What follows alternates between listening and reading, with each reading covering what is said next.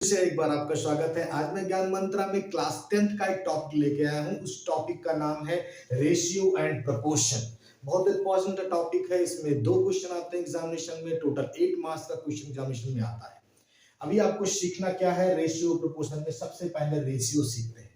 क्योंकि ratio basic चीजें हैं। अगर रेशियो समझ में आएगा तो प्रोपोर्शन अपने आप समझ में आ जाएगा आपके पास। रेशियो को आप क्लास 6 से पढ़ते आ रहे हैं कि रेशियो होता क्या है। तो पहले हम चेक करते हैं रेशियो क्या होता है। जब हम कंपेरिजन करते हैं मतलब आपको तुलना करते हैं एक दूसरे की, तो बिटवीन द क्वांटिटीज, दो क्वांटिटीज के बीच में अगर हम कंपैरिजन करें और वो क्वांटिटी कैसी होनी चाहिए, सेम काइंड की क्वांटिटी होनी चाहिए।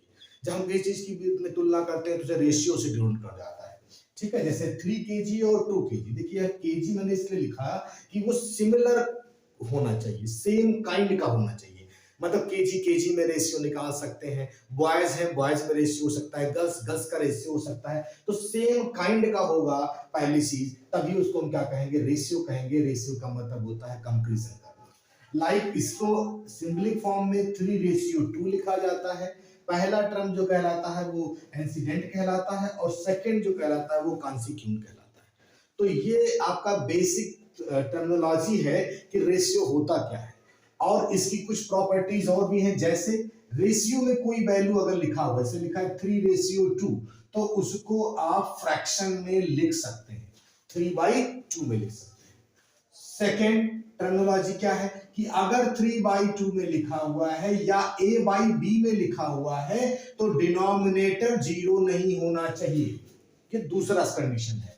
तीसरा कंडीशन ये है कि अगर हम रेशियो में लिखें किसी चीज को तो उनका पहली वैल्यू और जो डिनोमिनेटर अब में दिया हुआ है उन दोनों में कोई वैल्यू कॉमन नहीं होनी चाहिए। ठीक है, वो लोएस्ट टर्म में होना चाहिए। जैसे आपको लिख दिया 2:4, तो ये लोएस्ट टर्म में नहीं है, तो इसको हम लोएस्ट टर्म में लिखेंगे हमेशा 1:2 में। ओके, तो ये 3 चीजें आपको हमेशा याद रखनी कि रेशियो में ये कंडीशन होल्ड होती है। अब रेशियो के टाइप में चले तो पहला जो टाइप आता है रेशियो का वो कहते हैं कि कंपोनेंट रेशियो होते हैं, कंपाउंडेड रेशियो। जैसे 2 रेशियो आपको दे दिए, 2:3 दिया और 3:4 दिया। कह रहा है कंपाउंडेड रेशियो निकालिए, कंपाउंडेड रेशियो। तो कंपाउंडेड रेशियो क्या होता है कि जब दोनों को कंबाइंड कर देते हैं, पहला पहले से मल्टीप्लाई, 2 × 3 रेशियो 3 × 4। तो this is called a compounded ratio, this is called a 6:12। Okay, तो कंपाउंडेड रेशियो निकालने के लिए दोनों रेशियो को आपस में मल्टीप्लाई कर देंगे, फर्स्ट वैल्यू फर्स्ट से और last value last. This is called a compounded ratio. दूसरा क्या है, जब पूछ लेते हैं आपके पास, ये कह सकते हैं कि जैसे आपको दिया है कोई क्वांटिटी, दूसरा वाला टर्म्स, और उसमें उन्होंने कहा कि इसका डुप्लीकेट रेशियो निकालिए। क्या निकालना है, डुप्लीकेट। समझिएगा, क्वेश्चन में अक्सर लिखते हैं कि डुप्लीकेट रेशियो। तो डुप्लीकेट का मतलब इसका डबल कर देना, स्क्वायर कर देना इसका। तो 2 का स्क्वायर रेशियो 3 का स्क्वायर, और रेशियो में लिखना है then 4:9 is called duplicate ratio. अगर क्वेश्चन में पूछता है ट्रिप्लीकेट रेशियो तो ट्रिपल कर देना इसका। क्या कर देना है, ट्रिपल कर देना है। तो 2 का क्यूब और रेशियो 3 का क्यूब। तो यहां पर हम 2 का क्यूब करेंगे 8, 3 का क्यूब करेंगे 27। This is called triplicate ratio. कभी कभी क्वेश्चन में सब लिख के आ जाता है, सब डुप्लीकेट निकालिए, सब ट्रिप्लीकेट निकालिए। अगर आपको 2:3 दिया है और उन्होंने कहा सब डुप्लीकेट निकालिए, सब का मतलब रूट, तो आपको रूट में वैल्यू बोल देना, √2 रेशियो √3। सब ट्रिप्लीकेट रेशियो पूछा है तो आपको क्या करना है, उसका क्यूब रूट लगाना है। सब क्या पूछा है, ट्रिप्लीकेट रेशियो, सब ट्रिप्लीकेट का मतलब क्यूब रूट रेशियो निकाल देना है। और अगर आपको रेशियो पूछने में रेसिप्रोकल रेशियो पूछनी है, रेसिप्रोकल मतलब उल्टा, तो रेशियो को इंटरचेंज कर देना है, 3:2 कर देना है। ये बेसिक टर्मिनोलॉजी है, आपको समझना है कि रेशियो होता क्या है। जब दो क्वांटिटी सिमिलर क्वांटिटी को कंपेयर करते हैं तब उसे रेशियो में लिखते हैं। रेशियो को हम फ्रैक्शन में भी लिख सकते हैं, रेशियो को परसेंटेज में भी लिखा जा सकता है। जैसे कुछ परसेंट में लिखी हुई है तो उससे कंपैरिजन नहीं किया गया है 100 से। ठीक है, उन दोनों वैल्यू में कोई वैल्यू कॉमन नहीं होनी चाहिए या हाईएस्ट कॉमन फैक्टर HCF 1 होना चाहिए। ये रेशियो के बारे में आपको मैंने बेसिक चीजें बताई। ठीक है, अब 1-2 क्वेश्चन देखते हैं रेशियो में और उसकी प्रॉपर्टी भी देखते हैं कैसे लगाएंगे। ठीक है, मैं इसको रफ करता हूं। रेशियो में अगर हम देखें तो कंपैरिजन में भी एक प्रॉपर्टी आ जाती है। वो प्रॉपर्टी ये कहती है कि अगर रेशियो में दिया हुआ है वैल्यू तो किसी भी क्वांटिटी से आप मल्टीप्लाई कर सकते हैं पॉजिटिव और डिवाइड कर सकते हैं। एक चीज और है कि रेशियो नेगेटिव में नहीं होता, ठीक है। जैसे कि आपको ये दिया हुआ है क्वेश्चन में, आपको दिया कि ए रेशियो बी, तो आप किसी भी इसकी प्रॉपर्टीज में इसमें किसी भी पॉजिटिव टर्म से मल्टीप्लाई कर सकते हैं। 2:2 भी लिख सकते हैं।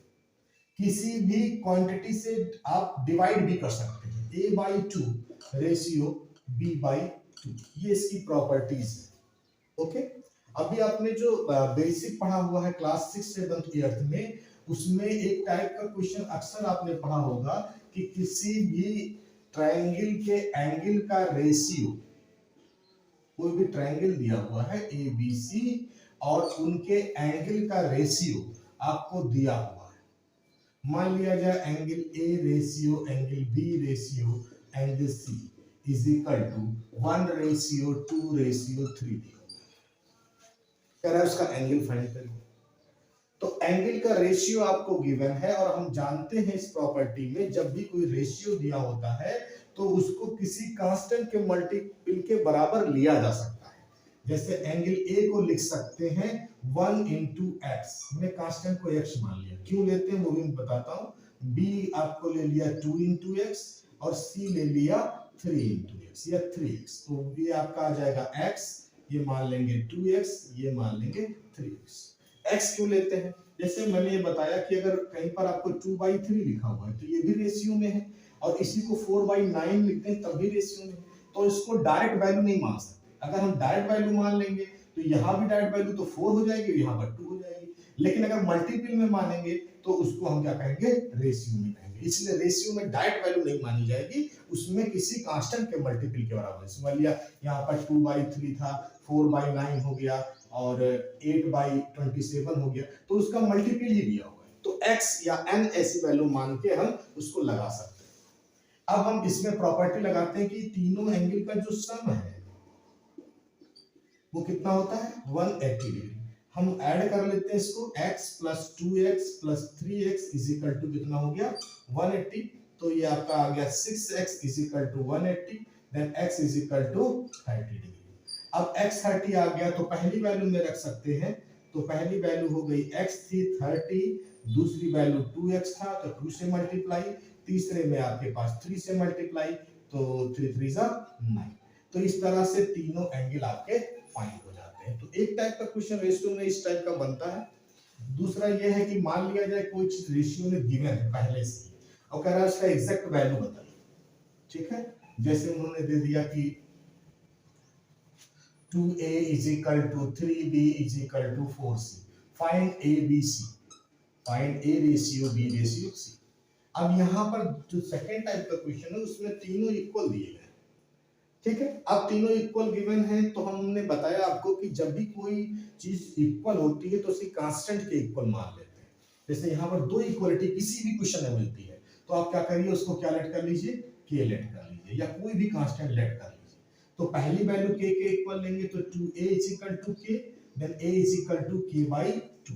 अगर दूसरी वैल्यू को k लेंगे तो b की वैल्यू आ जाएगी k/3। तीसरी वैल्यू को k के इक्वल ले लेंगे, then third value is find k/4। तो a b c की वैल्यू आपके पास फाइंड हो गई। क्या निकालना है? a ratio b ratio c, value रख देते हैं k/2 ratio k/3 ratio k/4।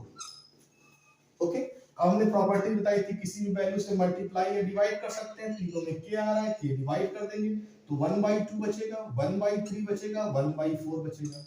अब फ्रैक्शन में नहीं होना चाहिए, एक तरह का सिंपल वैल्यू या होल नंबर्स में वैल्यूज आनी चाहिए। तो उस केस में इसका जो आपको एलसीएम मिल जाए 4, 3 और 2 का एलसीएम 12 हो जाएगा। सब में 12 से मल्टीप्लाई कर देते हैं तो 12/2, 12/3 और 12/4 किसी भी पॉजिटिव वैल्यू से मल्टीप्लाई या डिवाइड कर सकते हैं। डिवाइड कर देंगे तो 6, 4 और 3। देखिए रेशियो फाइंड हो गया, A ratio B ratio C की वैल्यू कितनी आ गई 6 4 और 3। ये क्लास 8th में भी आपने लगाया, 9th में भी रेशियो में इस टाइप के क्वेश्चन आपको मिलेंगे। तो दो टाइप का क्वेश्चन आपका हो गया।